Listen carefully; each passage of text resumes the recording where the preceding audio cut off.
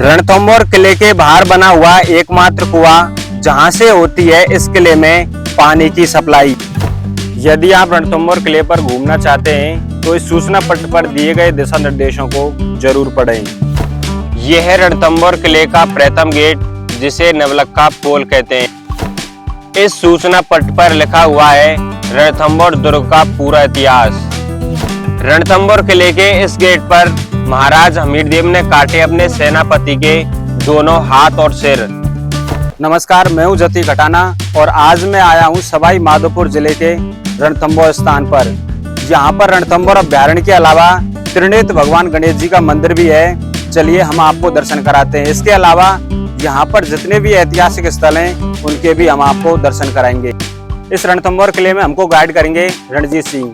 चलिए भाई रणजीत, हमको एक एक करके इस किले के बारे में बताइए कि यहाँ का क्या इतिहास है, जितने भी यहाँ के हिस्टोरिकल प्लेस हैं वो आपको दिखाइए।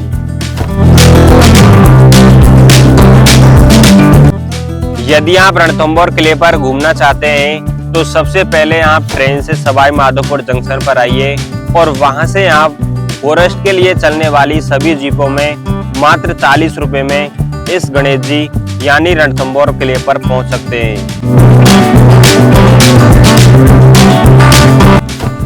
तो ये है रणथंभौर किले के जस्ट बाहर बना हुआ कुआं जहां से इस किले के लिए पानी की सप्लाई होती थी।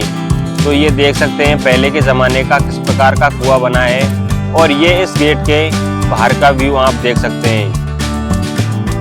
यदि आप इस किले पर घूमना चाहते हैं तो इस किले के जस्ट बाहर एक नोटिस बोर्ड लगा हुआ है। उस पर लिखा हुआ है कि आप सूर्योदय से सूर्यास्त तक यहाँ पर आ सकते हैं और अपना कोई भी पर्सनल व्हीकल आप इसके अंदर नहीं ले जा सकते। इसके अलावा आप यहाँ पर कोई भी सांस्कृतिक प्रोग्राम नहीं कर सकते और इस किले की आप वीडियोग्राफी भी नहीं कर सकते। लेकिन यहाँ की परमिशन लेकर आप मात्र 25 रुपए में इस दुर्ग की वीडियोग्राफी कर सकते हैं। तो यदि आप इस किले पर आना चाहते हैं तो इस सूचना पट्ट को जरूर पढ़िए।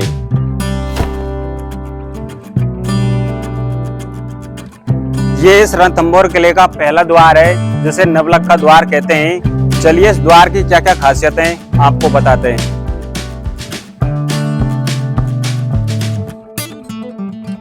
ये रणथंभौर किले का प्रथम गेट है जिसे नवलखा पोल कहते हैं। तो चलिए आपको दिखाते हैं इस गेट की संरचना किस प्रकार की बनाई गई है। तो आप इस गेट पर देख सकते हैं कि यहाँ पर नुकीले कांटे निकाले गए हैं। ये कांटे इसलिए निकाले गए हैं कि यदि कोई हाथी या फिर बहुत सारे आदमी आकर इसे खोलें तो उनके वो चुभने लगेंगे। इस गेट के जस्ट सामने दीवार बनाई गई है जिसे हम सेफ्टी वॉल के नाम से जानते हैं। यहाँ से इस गेट की सुरक्षा होती है।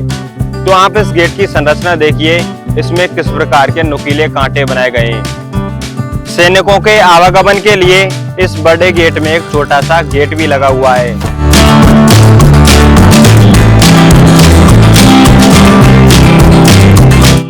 और इसी रास्ते से आप इस रणथंभौर किले के अंदर प्रवेश कर सकते हैं। इसके अलावा यहाँ पर सीढ़ियों को देखिए, ये पहले मिट्टी की हुआ करती थी, लेकिन जैसे ही यह किला एएसआई के अंडर आया तो एएसआई ने सुविधा के लिए इन सीढ़ियों को पत्थर की बनवा दिया था। और जब ये सीढ़ियां मिट्टी की हुआ करती थी तो यहीं से राजा के सैनिक हाथी घोड़ों का आवागमन रहता था। ये सूचना पट्ट रणथंभौर किले के दूसरे गेट के बाहर लगा हुआ है जिस पर इस दुर्ग के इतिहास के बारे में लिखा हुआ है कि यहाँ पर हमीरदेव, जैन और अलाउद्दीन खिलजी ने कब तक इस दुर्ग पर राज किया था।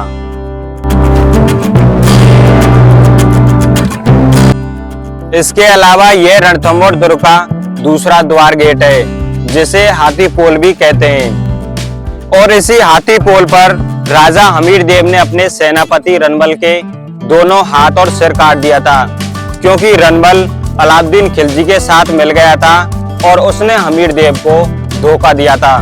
इसी के कारण उन्होंने इसके दोनों हाथ और सिर काट दिए। लेकिन रणथंभौर किले के इस दूसरे गेट को हाथी पोल कहते हैं। लेकिन इस दूसरे गेट को आखिरकार हाथी पोल क्यों कहते हैं, चलिए उसके बारे में आपको बताते हैं। इस गेट के जस्ट सामने एक बहुत बड़ी पत्थर की शिला रखी हुई है। यदि आप इस शिला को पीछे की तरफ से देखोगे तो ये हाथी के समान दिखती है, इसलिए इसका नाम हाथी पोल पड़ा है। ये है बादल घोड़े के खुर के निशान जिसने पवन का रूप धारण किया था। ये है रणथंभौर किले का चौथा गेट जिसे अंधेरी पोल के नाम से जानते हैं। जब राजा युद्ध जीत कर आता था तो रानी इसी खिड़की के द्वारा राजा का फूलों के द्वारा स्वागत किया करती थी। सूर्य अस्त के बाद यहाँ बिल्कुल अंधेरा हो जाता है, इसलिए इसे अंधेरी पोल भी कहा जाता है।